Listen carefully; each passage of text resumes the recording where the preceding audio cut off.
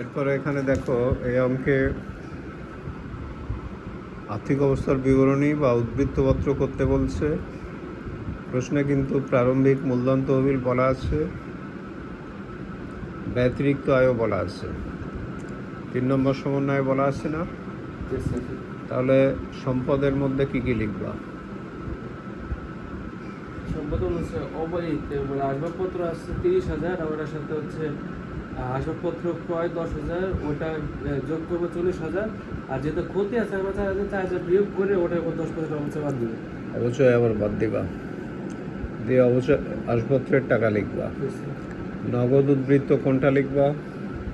যেটা হচ্ছে নগদ উদ্বৃত্ত হচ্ছে আপনার লাস্টের বছর মানে 31/12/2014 6,000 টাকা আছে না?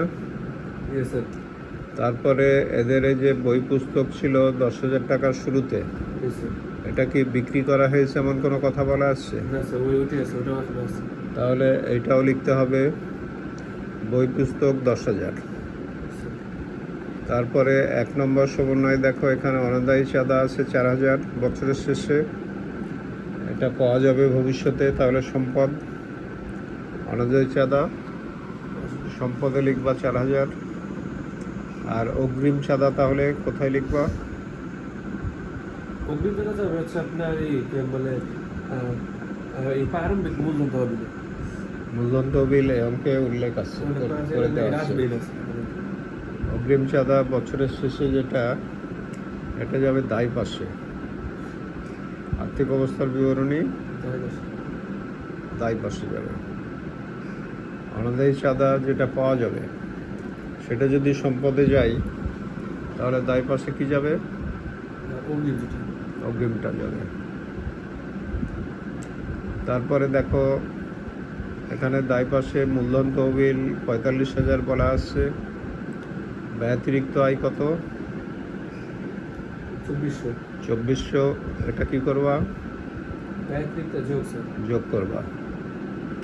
ভাড়ার ব্যাপারটা দেখো, ভাড়া এখানে আছে 2/3, 3 অংশ 4,000। এটা দিয়ে কি বোঝাচ্ছে? মানে আপনার একটা ভাড়ার মাত্র 400 টাকা, এই 4,000 টাকা পরিশোধ করা আছে, বাকি যে টাকা ওই টাকা বকেয়া বের করতে হবে। যে কোনো কিছুর এক অংশ মানে কি বোঝায়? পুরোটা। তাহলে ভাড়া 2/3 অংশ সমান যদি 4,000 হয়, এক অংশ সমান কত হবে? 4,000 গুণ 3/2।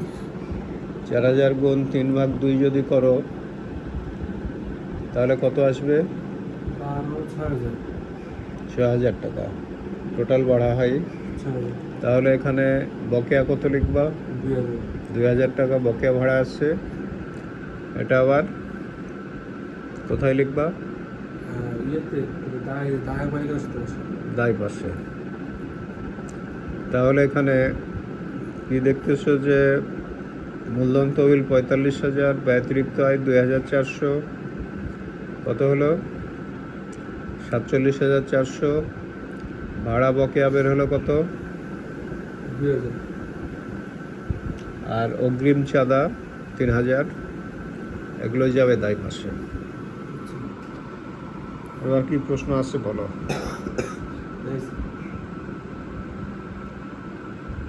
আছে কোনো প্রশ্ন? স্যার, যেহেতু আপনার